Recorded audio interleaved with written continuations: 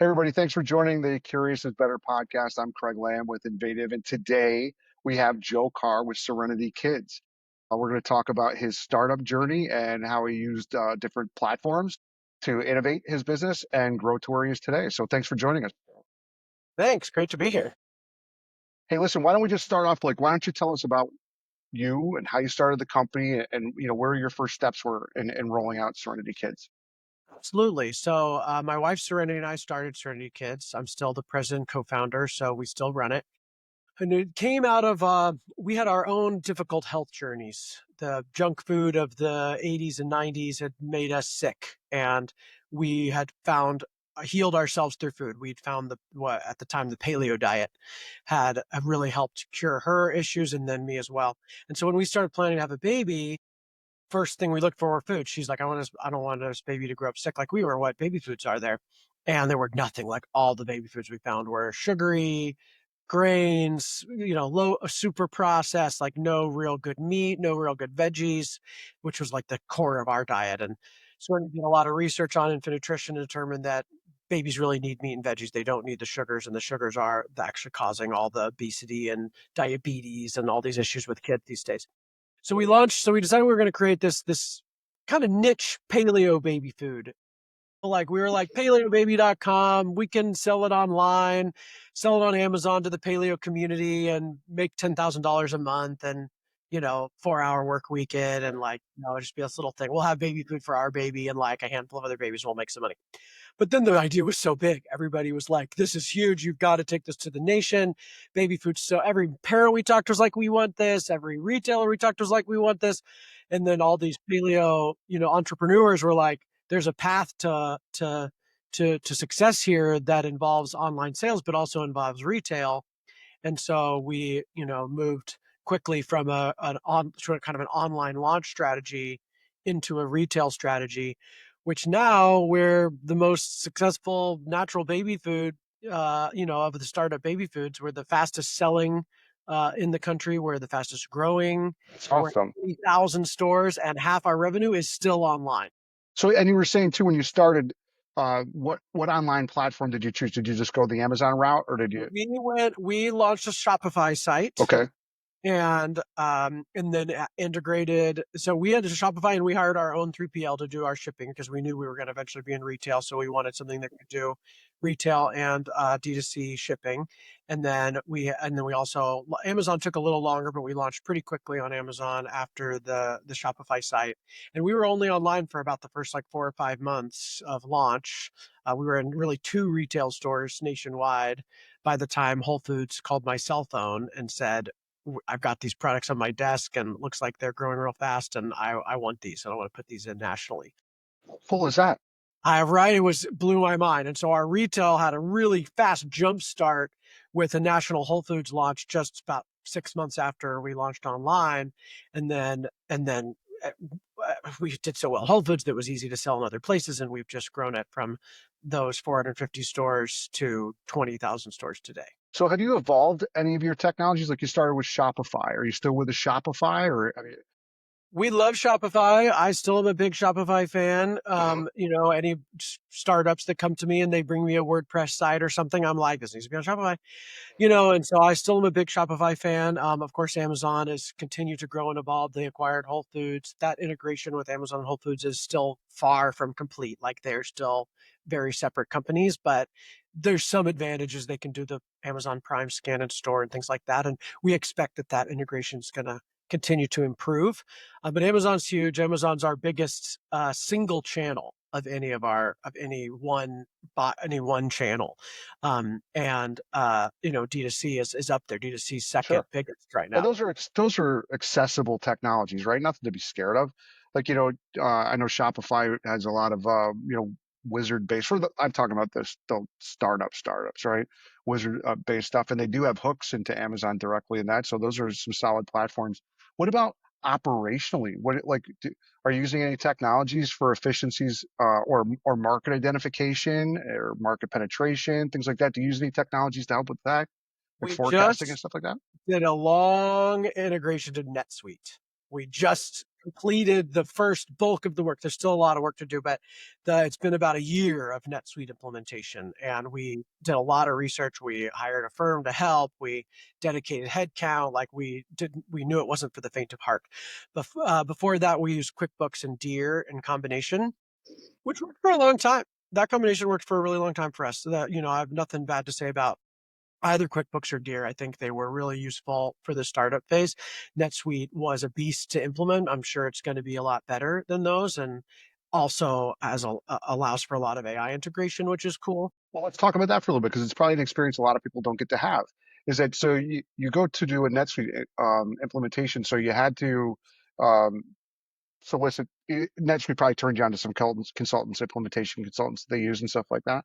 So, did you get introduced to what software implementation project schedules look like? Was that new to you? Did you know how they worked? Did Yeah, they make I'm more sense? on my wife runs the operations side, so I'm not as intimately involved personally in it. So, but at a high level, we we're really good friends with Chomps, the meat stick brand, and a lot in common. We have similar stories in meat sourcing and founders and Skyroute to Success and so forth. So we're friends with them, and they had done it, and so we share a PE firm now. Is one of the biggest ways we're intimately involved. Is we're one of Th- the two. Then We're your the two cousins. brands. Yeah, we're the two biggest brands of the PE firm. And so we help each other out a lot. And they had done it and they'd done some stuff right and they'd made some mistakes.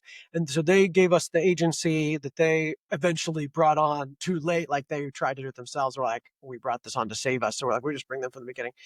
And then we just made sure that we hired up in advance. Like we didn't start it until we had the right amount of headcount and had some dedicated time Yeah, to it. so but you did use your community to get a referral because yeah, and it's always interesting because like, I've been in this business for 27 years and some of our most complex projects and most mission critical projects have come by way of referral, right? Because it's like, well, I work with so and so told me that you guys are the guys. So I wonder that, germane to the conversation, as you're tackling technology, because it's unavoidable in business today, so like it's unavoidable, is that when you tackle these initiatives or you get interested in new initiatives, what's that process that you use? Do you reach out to your community all the time to say, hey, who would you use? Is that Yeah, we do an RFP. So we have a kind of RFP template that we use, and that it took us a while to like standardize that across the org. Everybody was doing it from scratch. So we sort of finalized like a template. We hire really great people, and people have been ahead of where we are. So that we think we got that template from a new VP hire. It was like, oh, I have this one I've used. So we have an RFP, but we start always with the network. I mean, I almost exclusively hire people that I have a back channel reference to, like someone who's recommended. It's funny because I get all these cold emails for all these servers. I mean, me too, man? hundreds of cold emails, and I'm like, I would never and most of them are for things that I would never even talk to if they weren't right. If I need that service, either I don't need it, I have it and I like the one I have, or I don't need it at all. But if I did need it, I'm going to go to my network and say, who do you guys like? Yeah, Who do you use for I this? always tell people the same thing, Joe. It's like if you were in critical peril, like critical legal peril, like tax problem or whatever, are you going to call one of those numbers on TV or respond to one of those emails? Or are you going to reach out to your friends and business associates and say, I'm jammed up, right? I mean, that just makes sense. Like I guess I'm echoing yours. I would impart the same, right? Is that inside that network is invaluable for sure. Hey, let's talk about some stuff about maybe what you see down the future. So we've been doing a lot of projects in AI, right? And it comes up all the time. And like I told you, even some of the catalyst for this podcast is to try to make this more palatable and tell stories about AI and how people use them because people say it all the time. They even like AI is actually a bespoke discipline. It's not one thing, but people have kind of like coined it, and that's all it is. Have you talked with your team, your wife, or have you contemplated any parts using AI to like personalize marketing messaging, understanding like buyer behaviors, anything like that as far as using tools to help with the like nuances of business optimization? The two places I know we're using it a ton already and it's made a massive difference in customer service. So it's cut our customer service responses time by like three quarters. Like it's huge in customer service, and people don't seem to mind. Like I think it's they're very clear that it's an automated bot. Like we don't pretend it's a person. Like we say like this is automation. Try this, see if it's can help you. If not, we've got a person here ready for you. So we have a really strong customer service department. We've always done in-house customer service. We've never outsourced that, and it's a That's one of our awesome. key success points, I think, because we treat every customer like gold, and especially an unhappy customer gets the royal treatment. And um, at worst, it keeps them from talking shit online about us, right? At worst, they like get their refund and they go away, and they don't spread hate. At best, they become a raving fan. We have a lot of people who are really come to us really unhappy, and we treat them so well that they go on and tell everybody, "This company's so great. I thought I was mad at them, but then they fixed it. They sent me free product." So it's like we just do that for everybody. Like send free product, man. Like we have this 100% guarantee we've always had. That's like give money back, no questions asked, which hardly anybody uses. Everybody was like really scared of offering that. I'm like, no, we're brand new. People think meat in a pouch tastes gross. Like give them a guarantee. And we have like some of the lowest return rates in the industry. Like people don't So really. you have a chatbot on your website so people can interface with The that. boat drop edge is amazing, and then we write blogs. It's been a content beast, for SEO. SEO content is like it's all about quantity. You've been using AI, right, content creation tools Yes. to So help you with we, your blog my positions. wife and I had written a lot of blogs. So Hmm. we had over the years written and or had paid other copywriters to write like us. So we'd already been this like mimic our voice and like we had this voice and this style of research and these credible sources. And so we basically fed it all that and said, here, take this topic that is a topic we haven't covered yet, but is a popular topic online, and then put it in our voice. And then one of us personally goes through and tweaks it. But to get that, we used to pay somebody basically to do that. We'd say we want to blog on this, and we had to train them in the voice, and then we'd have to do like a lot of editing. And now it's like, oh, it's like really fast, and we still edit it. Like we don't just publish what the thing writes, but it's like having the lion's share of it done for us is critical, and those blogs are performing really well. So we have customer service, we have content creation. Is there anything else or something that you're I know that considering? Ops and Finance both check their Excel formulas.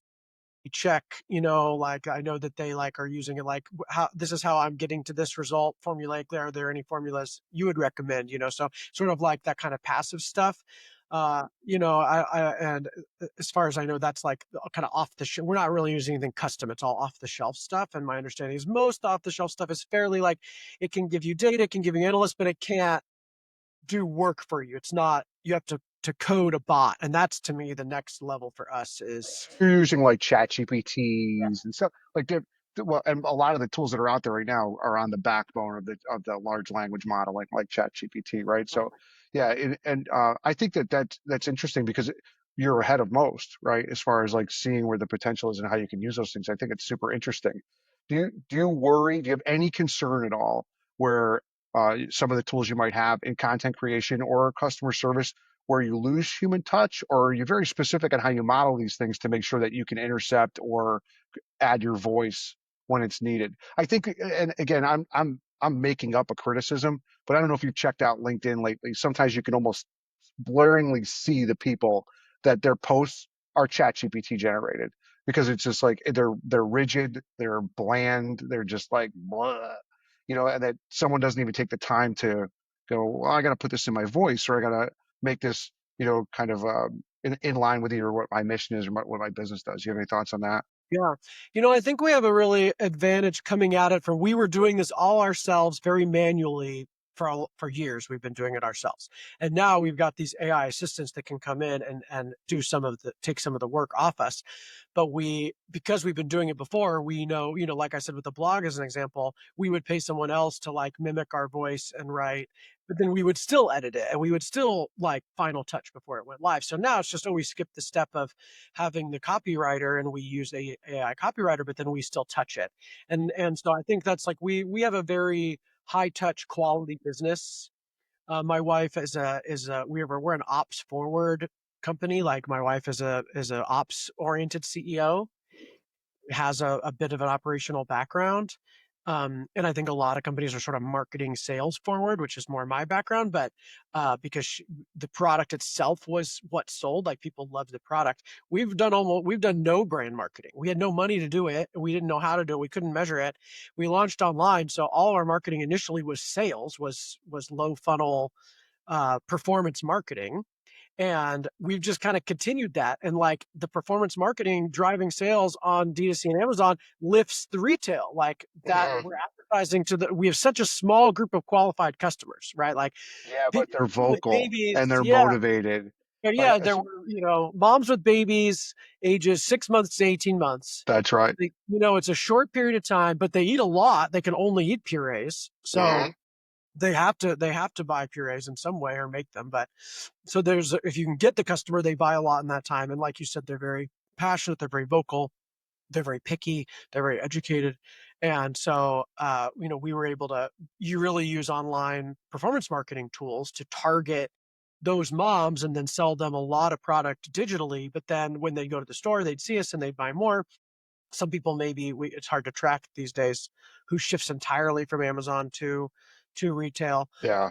We suspect that when we did research recently, for a minimum of four channels that most moms buy from. So they're buying from Amazon, they're buying from Target, they're buying from Whole Foods, they're buying from D2C.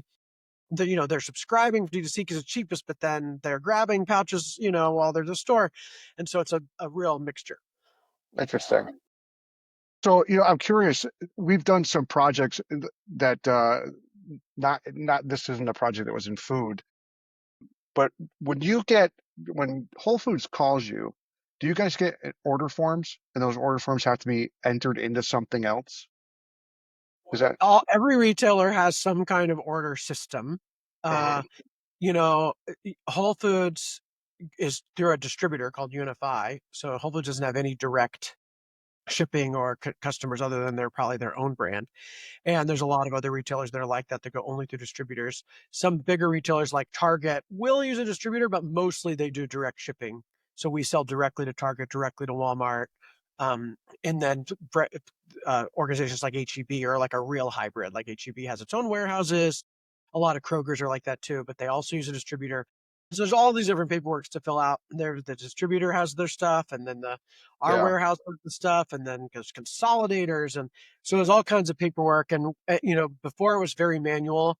I'll have to ask what role AI could play in automating that stuff. We definitely want it checked because Oh yeah. the Again, because I was going to see if you investigated this because the one problem. really, Yeah, yeah, it right. would be Right. great. Well, with one of the retailers that we did some work with is that the format is they're very similar, but they're different. They like the boxes are in different places, and they would be more aggravated by people writing stuff in the margin, or like if there was something specific that they were messaging to somebody, and you know what I mean. So it's like they get muddied where you can't use a standard OCR because it's like you can't lift everything off of this, especially if it's outside of the margin or outside some tactical area, or if the format if they change the format without alerts. We use some AI tools where we can just hone in on these different things to be able to lift them off and put them into the systems with no touch entry. And I didn't know if that was something that you had seen or that you guys were considering, because as you grow and there's more and more retailers, right, those Yeah. forms are going to change, and that becomes more chronic and Yeah, deeper. forms would be great. We'd still check it, but a lot of times we have brokers or outsourced sales teams do those Sure. paperwork, some of the Yeah. services they provide, but we still have to check it because they make mistakes. So it's like why I just instead of having the broker or salespeople do it, have AI do it, and then we check it anyway. But that'd be great, sort of like the autofill when I'm filling out a form on Safari or whatever. It'd be sort of like that, and it recognizes it You never want some puts you my want to know where the email. motivation came from?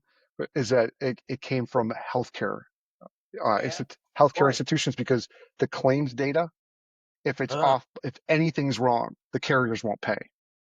And then it gets into that Man, loop of I whatever. hate filling out all those health forms every time I go to a new practitioner. They want like all my health stuff. I want a bot that'll do that for me. Yeah. So I really want that. I really want the NetSuite's exposing some opportunities for bots to like do inputs Hmm. to Yep. convert one six pack case size to a 12-pack case size. There's some like conversion stuff that I was like, hey, I do this, and they're like, well, not anything off the shelf. So right now I'm like, we actually just hired a consultant to look at that specific task because our SVP of ops, who's amazing, is spending like an hour every morning doing this manual thing. She's like, I need a head count. I'm like, yes, you shouldn't be doing it, but could we need to hire somebody to do this, or like we hire a bot to do this? Because like, and of course it needs to be checked, and we don't want to replace people. But as a growth strategy, or as an optimization strategy, like, okay, so you have now this manual stuff the robot can do is doing that. What could you free your mind up to do and do better? Thinking, right? You know, Critical thinking that's where I opportunities. think the opportunity, it's not in replacing us, it's Absolutely.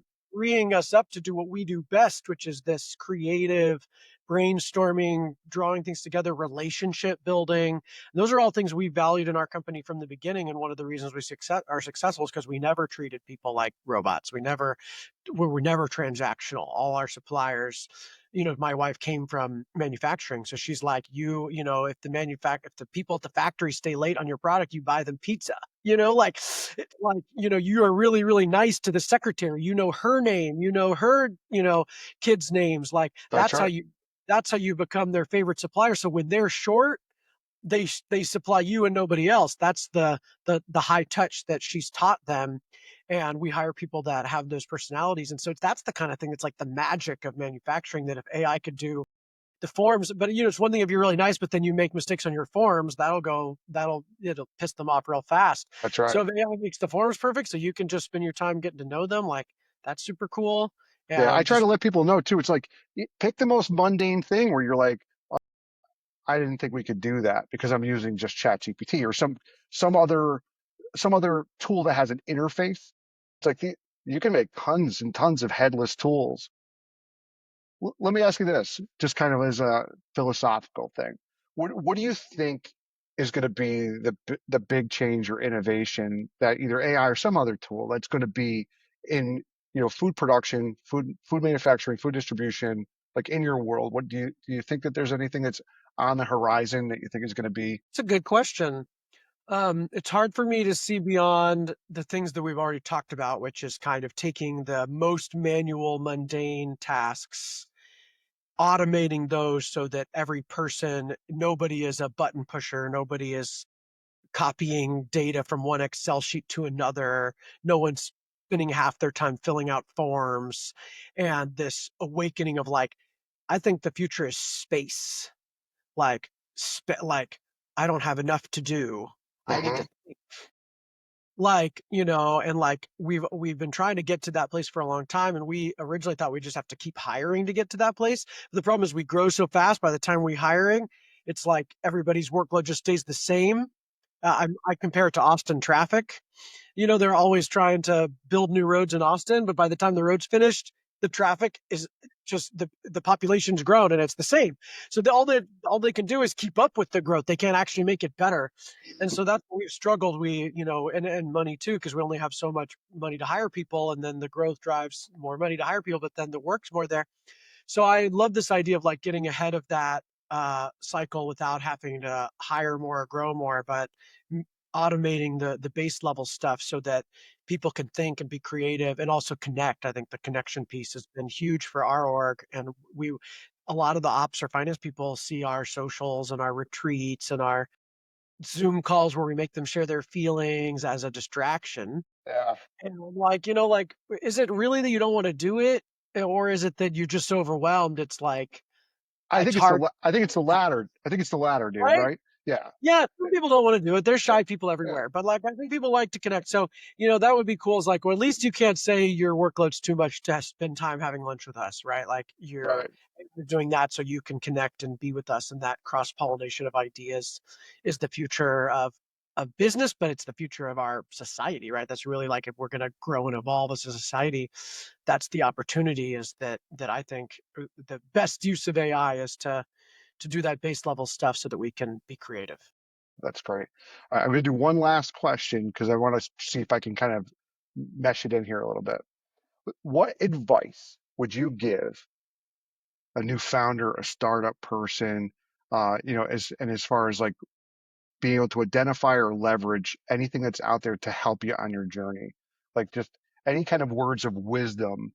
And again, 'cause this is, I know it's such an obtuse question, right? Because and kind of evasive and ambiguous because like what's the business, what's the market, what's the potential? I'm not talking about any of that. Like just what gems have you found during this startup where you're like, I would really like to impart this on somebody?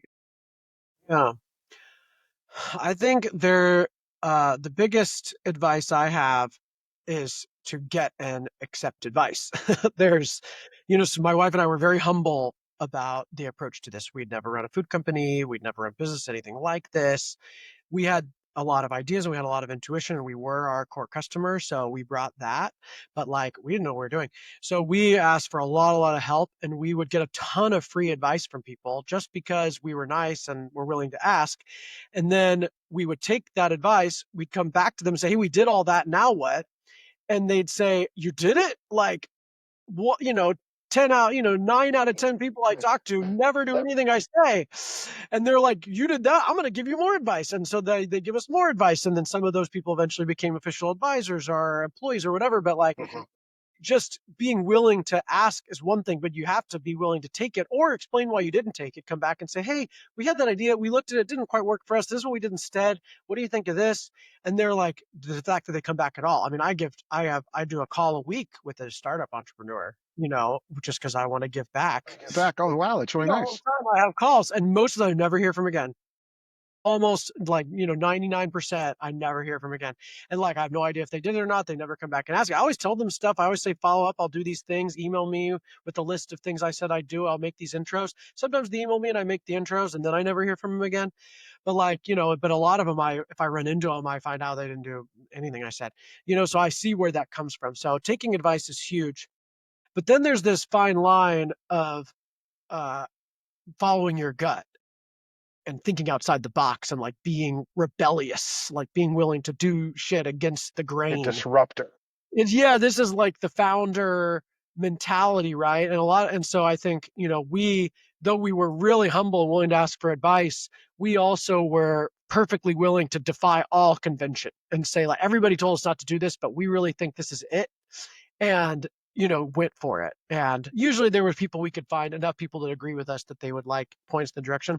I think launching and selling online is a really good example. Like everyone's like, you got to be in retail. I'm like, well, it takes a long time to get in retail. So even if we want to be in retail eventually, why not build an online business and invest in online platforms? And we had enough people in the paleo community that succeeded at that they taught us about affiliates. Affiliate program was a really huge, it's another way we've avoided brand marketing, was we just utilized affiliates, which is essentially people promoting you and they just take a cut of the sale. Yeah, So they every have right. we didn't pay for influencers for like 5 years. We just now started paying for influencers and doing brand marketing. And it's only because we sort of maxed out what we could get and we got to a revenue place where we could afford it, and enough distribution in retail that big brand marketing actually makes sense because they can find us at most stores.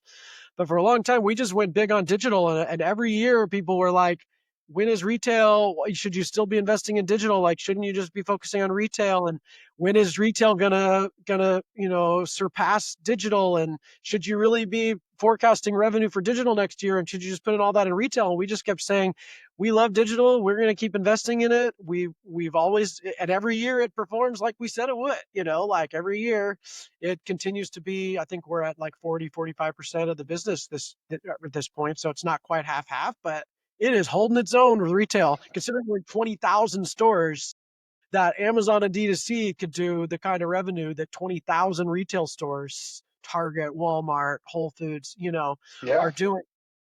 It's pretty powerful. So we've kind of shown everybody that that was a good strategy, and they've stopped asking that. They've stopped saying, "When are you going to stop investing in digital?" They're like, "Okay, keep going in digital," because the digital scene caught up with us. Now it's normal to sell food. Now it's all shopper. Now it's like even the retail is like, 25% of Target sales are from the app, are like Yeah, curbside for sure.